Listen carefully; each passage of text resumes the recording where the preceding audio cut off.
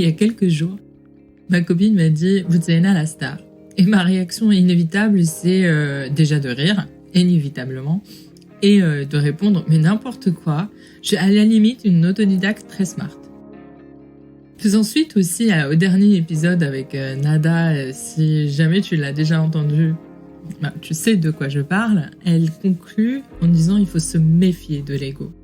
Et je voulais poursuivre la conversation sur ce thème-là. L'ego, ce fameux objet dont je ne sais pas quoi faire. Je ne sais vraiment pas quoi faire avec. Certains sont tellement à l'aise, ou en tout cas semblent l'être.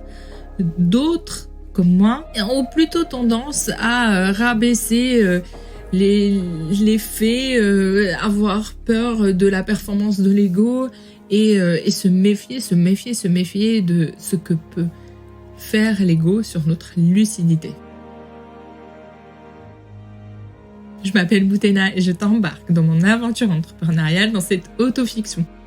J'ai entendu ces derniers jours, mais à croire que l'univers savait que j'allais faire cet épisode, j'espère que je ne heurte pas ton ego, ou alors ne le prends pas mal, mais voir, oui, mais alors il faudrait que tu te mettes un peu plus en avant et qu'on te voit plus dans une attitude bossy. D'accord. Mais pourquoi mon ego paraît si handicapant ? Pourquoi j'ai l'impression d'avoir mis un gros bijou que tout le monde voit ? Et si ironique, parce que en parler ici sur un podcast où c'est un objet quand même public, est-ce que c'est faire étalage de mon ego ? Mon ego est-il si dangereux ? Ça m'arrive souvent de m'exposer, d'aller à la rencontre des personnes, de poser des questions à des experts qui ont une meilleure connaissance que moi sur tel ou tel sujet. Et oui, mon ego est à ce moment-là mis à mal, surtout quand ça concerne mon entreprise, la chair de ma chair, là où j'ai mis des heures de travail, de nuits blanches, de choix difficiles, d'argent. Oui, ça constitue limite une continuité de ma personne et c'est compliqué de savoir faire la part des choses.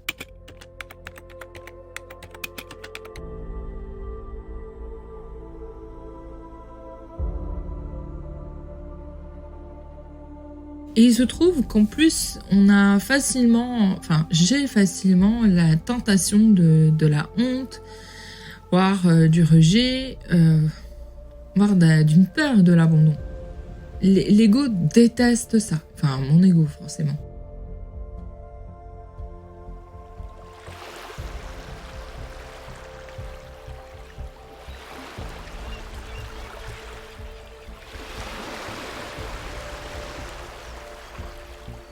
Là, devant cette plage de Deauville, où je t'avais déjà embarqué lors de l'épisode 1, si tu t'en souviens, je me demandais si je devais tout arrêter. J'ai eu cette question dans ma tête. Est-ce que je veux arrêter pour préserver mon ego ? Oui, car il m'arrive de vouloir juste de me rouler en boule dans une zone de connaissance, de confort, et que mon ego ne se sente pas en danger. Mais attendez 2 minutes. Déjà, que veut dire l'ego ? À quoi ça sert ? Il paraît que le Dalai Lama citait une anecdote que je trouvais très intéressante et assez pertinente. Quand je vois quelqu'un tomber, j'accours pour l'aider. Une personne ayant observé la scène arrive avant moi et l'aide. Suis-je heureuse de cette assistance donnée par l'autre ou suis-je déçue de ne pas l'avoir aidé moi-même ? Si la réponse à la deuxième question est positive, c'est mon ego qui en enseigne. Si on applique cet exemple sur la vie d'entrepreneur, il est évident que si le marché choisit une autre solution que la mienne, j'en serai déçu. Il est donc évident du coup que mon ego prenne part à cette activité entrepreneuriale. Il fait partie du jeu parce qu'il est moi. Enfin, on se comprend. D'ailleurs, continuons sur cette définition. L'ego est une conscience de soi et donc comme pour compléter avec ce que disait Sartre, l'ego n'est pas le propriétaire de la conscience, il en est l'objet. Ça se complique. Ma mère, cette philosophe génie, le définit comme la conscience, juste de ce qu'on apporte au monde. Il n'en est en aucun cas question de le dévaluer pour faire plaisir aux autres. Haha, les choses se compliquent. C'est les autres. C'est peut-être ça le piège ou l'enjeu quand cela concerne l'ego. Mais pourquoi l'ego devient un sujet de débat quand ça concerne la vie d'entrepreneur? Je vois 2 raisons principales. La première, c'est l'hubris. C'est se prendre pour Dieu, un Dieu surpuissant, de ne plus être humain. Et on entend des références ou des phrases comme « on ne se sent plus »,« ça y est, c'est Steve Jobs dans sa tête »,« elle se prend pour qui ?» Et donc perdre toute lucidité quant à sa juste valeur et ses justes connaissances. Parce qu'on prend nos ressources comme étant des surpouvoirs surhumains. Et la deuxième raison serait pour Némésis, c'est-à-dire la chute inévitable, la punition pour l'hubris. Ou alors mon Waterloo, cette bataille de trop, cette bataille jugée par l'histoire comme étant celle qui a puni Napoléon Bonaparte de son ego surdimensionné. Mais avant cette bataille de trop, comment savoir que c'est bien la bataille de trop? Je trouve ça trop facile de savoir juger après coup. Et en plus de ça, que notre culture est particulièrement ambivalente sur cet ego. Tantôt mise en scène jusqu'au narcissisme, qui est d'ailleurs différent de l'ego, tantôt envoyé au bûcher. Surtout pas parler de l'ego, ça fait mauvais genre. Jouer la fausse modestie. On n'a pas de guide d'utilisation de cet ego. Et c'est loin d'être évident. Ce que j'ai appris à la dure, c'est que quand j'utilise mal mon ego, j'échoue, inévitablement. Oui, l'ego est un capital de savoir-faire, de faire savoir et de savoir-être. Alors si je le fais taire, c'est taire ce qui me constitue, moi, et qui fait ma différence. Pendant cette dernière année d'aventure, je vais pas te cacher, mon ego a été malmené. J'ai pris en pleine face du harcèlement, des déceptions, de l'imitation, de la comparaison, voire de la sous-estimation.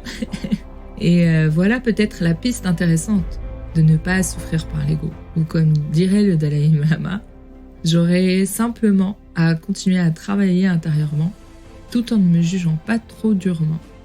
C'est ce qui s'est passé dernièrement avec Willa, l'incubateur dont je vous ai parlé sur les réseaux sociaux parce que The Helper a rejoint cet incubateur et le programme Start. Et j'en suis particulièrement fière. Mais comment ça s'est déroulé concrètement ?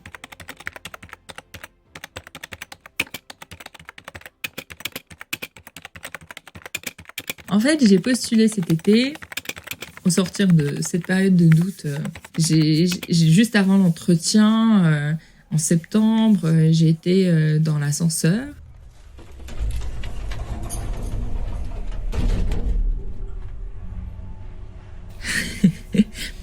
Loin d'être maquillée, préparée, coiffée, je revenais de l'école. Je revenais d'avoir déposé mon fils.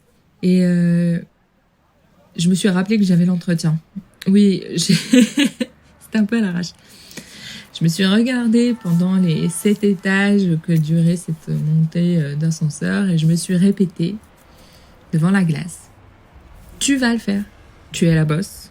Tu es capable. The Helper est innovant, important et à forte valeur ajoutée.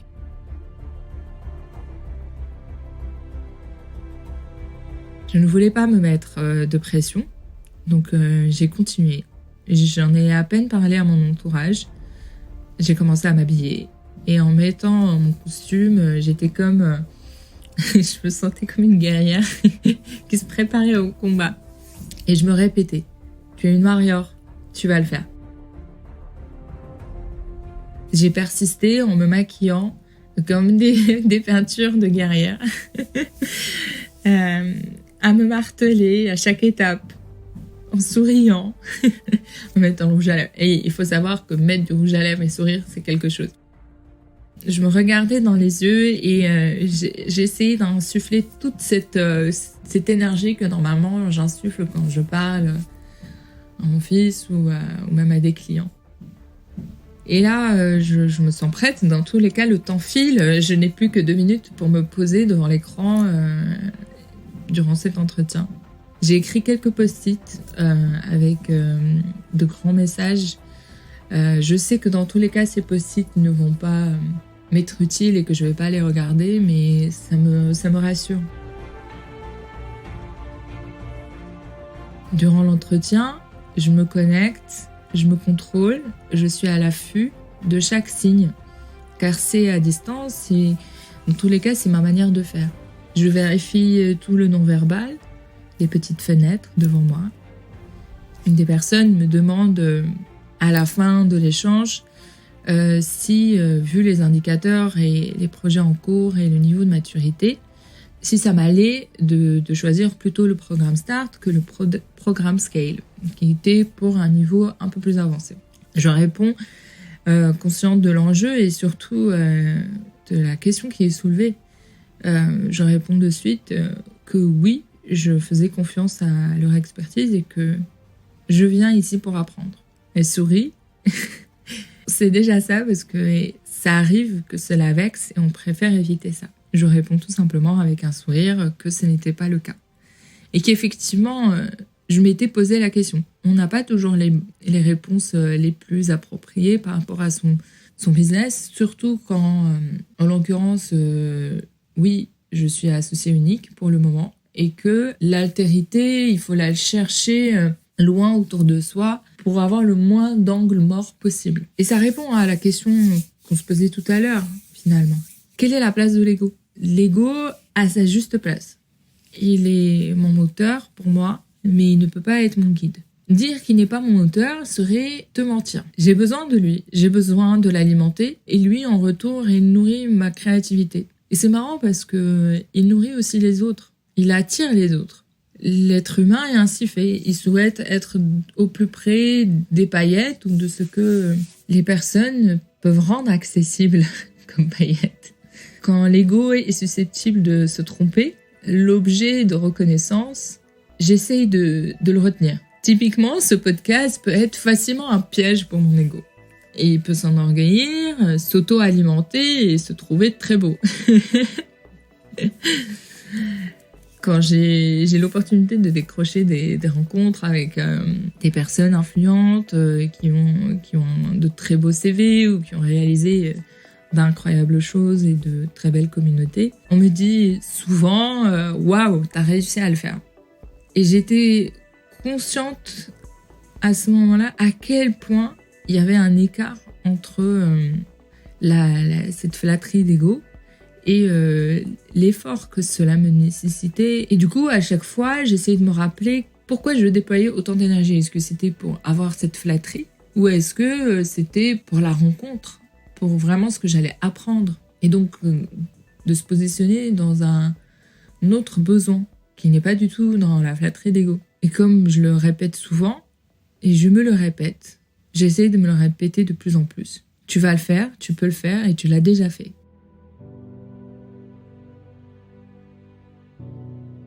Je me rappelle aussi à quel point mes apprentissages sont encore en cours et que j'ai le droit de ne pas tout savoir.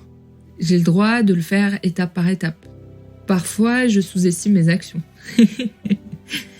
Comme l'information que j'ai décrochée là et que je l'ai annoncée un peu comme ça sur les réseaux sociaux et qui finalement a intrigué et étonné plus d'une. Mais c'est bien, ça veut dire que ça surprend et qu'il y a une traction par rapport à cet effort. Mais c'est marrant parce qu'effectivement, en échangeant avec mon chargé à la BPI, au bout de 45 minutes d'échange, en lui expliquant le business model, le projet, là où on était, c'est à ce moment-là que je choisis de lui confier qu'effectivement, The Helper faisait partie de l'incubateur maintenant où il a, et il me répond de suite « C'est super, il fallait le dire plus tôt !» Moi, j'étais là « Ah bon ? C'est si important que ça ?» Et si finalement, la question de l'ego n'est pas une représentation fausse de l'individu, mais plutôt de l'individu lui-même, mais plutôt ce que les autres ont de nous comme représentation. C'est peut-être ça la question. Il y a une vieille histoire sur la culture romaine qui revient souvent sur l'ego et le triomphe. Il paraît que les généraux romains, en retour d'une bataille triomphante, en retour et sur la route, sur le chemin vers le Capitole, en paradant sous les vivas de la foule, se faisaient murmurer à l'oreille « Rappelle-toi que tu n'es qu'un homme. Rappelle-toi que tu n'es qu'un homme. Et toi, pourquoi te le dis-tu » C'est peut-être la meilleure astuce. Se rappeler que ce que je sais faire, ce que j'ai à apprendre, ce que je ne sais pas, que j'ai à apprendre, et ce que je garde secret, que mon ego sera content de dire nananananer, je le savais moi. Et c'est important de garder des choses secrètes aussi. J'ai observé cette habitude de se rappeler de ce que je sais faire, ce que j'ai à apprendre, ce que je ne sais pas, ce que j'ai à apprendre et ce que je garde secret. J'ai observé auprès de mon cher et tendre joueur d'échecs et franchement, lui, il m'a donné les meilleures leçons de l'ego. Et pourquoi pas m'autoriser aussi, moi, à booster mon ego. Oui, pourquoi pas. Allez, on va lui faire plaisir. Buttaina est la star de Buttaina. L'humour fait beaucoup d'ailleurs pour l'ego. Et j'espère que toi aussi tu dis ça. Pour la petite histoire, sache que autour de moi, j'ai des copines qui ont le droit, la carte, de me dire quand je déconne. Elles le savent, donc si elles écoutent et qu'elles voient que je déconne, elles ont le droit complètement de me tirer les oreilles. Et toi? J'espère que tu sais que tu es ta propre star. Rendez-vous au prochain épisode pour parler de stratégie militaire et d'apprentissage. Je te dis à très vite. Et surtout, n'oublie pas de laisser des étoiles et un commentaire sur Apple Podcast et de recommander, voire de partager ce podcast à des amis. C'est pas mon ego qui en a besoin. C'est plutôt cet objet créatif qui a certainement besoin de se faire entendre bien plus que moi. À bientôt.